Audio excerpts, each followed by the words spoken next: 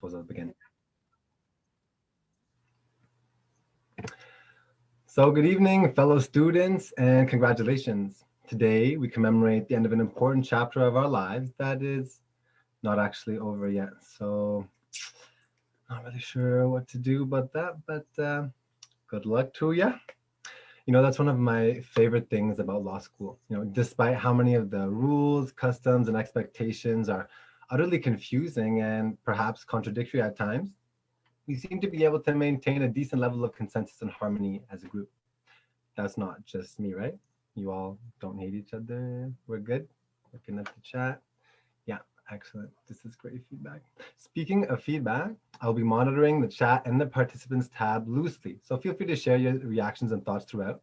Just note that if you select no, go faster, or take a break, I will have an emotional breakdown and I will carry that heaviness into our relationship. Thank you. Back to this whole legal profession thing. I love misusing air quotes since I saw it first done on that episode of Friends with Joey, but this time I'm not using them ironically or obliviously.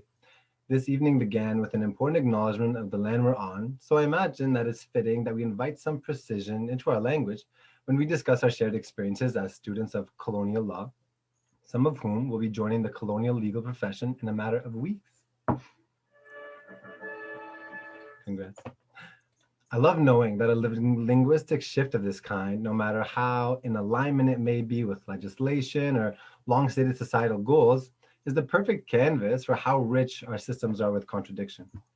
Our province adopted UNDRIP last year, the United Declaration on the Rights of Indigenous Peoples, and Vancouver City Council endorsed it in 2013 and is voting on its implementation this month.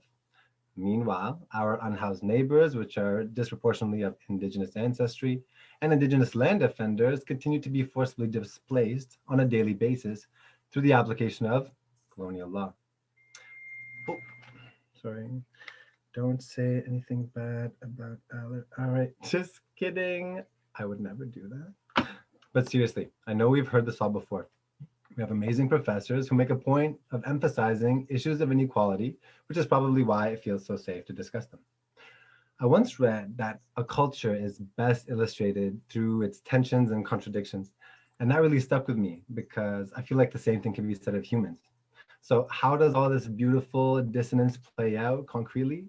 Well, on a bad day, I feel like it might sound like, ugh, humans, they're the worst, or all men are trash, straight people are trash, and group project free riders, white people, Trump supporters, cisgender people, babies crying on airplanes, neurotypical people, the worst, people who leave the toilet seat up, people who post in our class of 2021 Facebook group too often.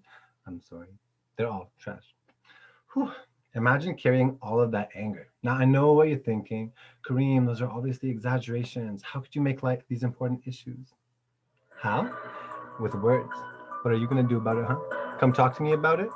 Share your thoughts? I hope you do. I'll probably apologize. I always like to learn and grow. Thank you. On a good day, however, I like to think that making sense of all of these often converse ideas sounds more like, yes, fear and conflict are defining features of our species, but so are inherent goodwill and harmony. Now, I'm not saying that this universal goodwill is at all obvious if you observe everyday society. We read the same first year crim law cases. That was pretty scarring. But what I'm saying is at the outset, at birth, square one, what we'll find is fear and love. I suppose it follows that we would have created really complex systems to navigate these seemingly inherent complexities, right?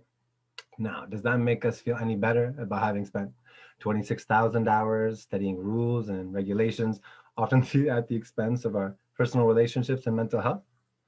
Looking at the chat, yeah, I don't see any yeses. I'm seeing, yeah, literally zero. I knew it. It's okay, we're here now. Back to that point about strange customs, right? Even though we have a long way to go in terms of aligning our profession with the ideals that we carry in our hearts, the task doesn't feel so daunting to me. Why? Because I really believe in us, in our communities, and in the sustained care that we all want to bring into our work and our relationships indefinitely. Not to mention, this whole alignment project doesn't really seem to be one that will ever end, so buckle up. And I guess all we can really do is show ourselves the same compassion we want to show others and celebrate the efforts we make. Now, all of this optimism doesn't mean that I don't still struggle to know, for example, how gay or how femme I can look in court before it distracts the judge. Will their unconscious bias prejudice my client? Who benefits when I squeeze myself into a box that was not designed with me in mind, and in what way? Now, I can hear at least a dozen of you in my head now reassuring me, using some of my favorite phrases stolen from Black culture. Girl, do not hide who you are, girl, because you are a queen. Queen. Yeah, I love that. I love that so much. You know, the first time I tried to remove every instance of appropriated Black culture from my vocabulary, I really felt like nothing was left. No personality, just unoriginal phrases borrowed from a community whose oppression I benefit from. Basically, just a fraud. I should be punished. Compensatory and punitive damages. Which brings us back to that point about fear and love. Why do we use punishment as a means of accountability? Well, probably because we fear that there will be chaos if we don't. And why do we punish ourselves when we make mistakes?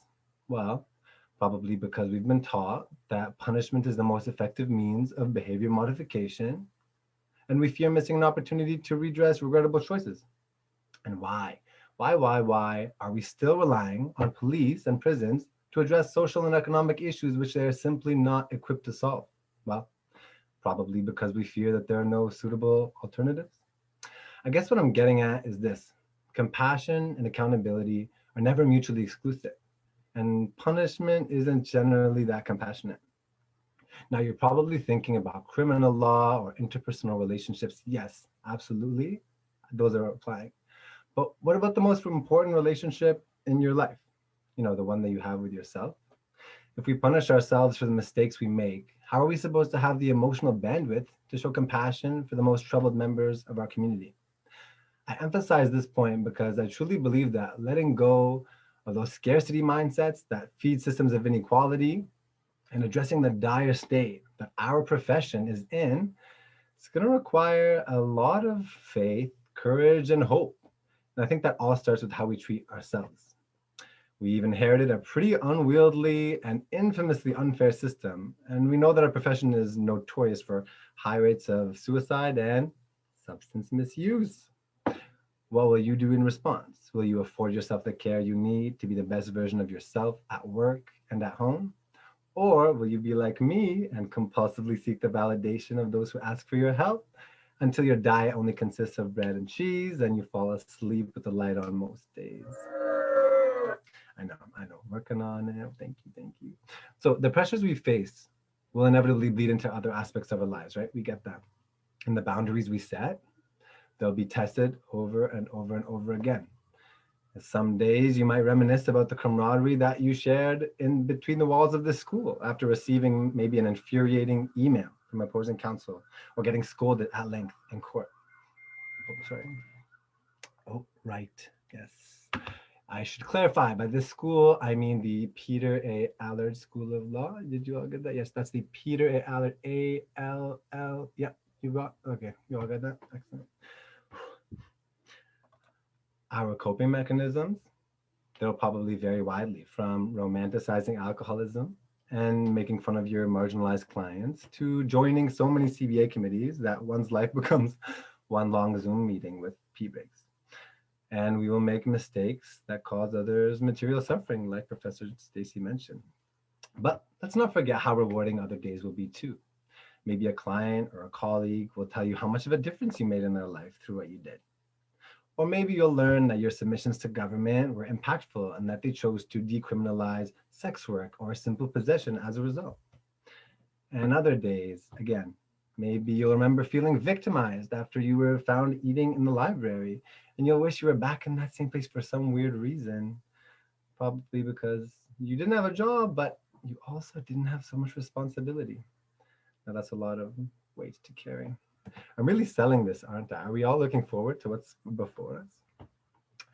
I want to leave you all with one of my favorite quotes, which I feel is not only very applicable to this shared experience we have to write together right now, but which can also serve as a guiding force when we lose our sense of control or when we disconnect from the people in our lives that matter the most. It's a quote by Thomas Merton, and it goes like this: "You do not need to know precisely what is happening or exactly where it's all going. What you need is to recognize the possibilities and challenges offered by the present moment and to embrace them with faith, courage, and hope." End quote. Sometimes doing what you know to be right will take a lot of courage. It might mean sticking your neck out when others haven't so that those that come after you have it better, or asking for help, saying no, being open about your pain, making sure you're letting yourself cry when you need to, admitting that you're scared as about disappointing others, or confessing that some of us, like me, lack inherent self worth. And so instead, we rely on our work or our relationships to find some sort of fulfillment. These are truly courageous acts, and there's no question that faith and hope will be essential to your commitment to seizing those difficult but precious opportunities to grow and do well by your community. I feel so, so lucky to call you all my classmates, and I can't wait to see what lies ahead for us all. Please be generous with yourselves, be curious, keep an open heart, and keep in touch. Sending you all lots of love from my subpar home office to yours.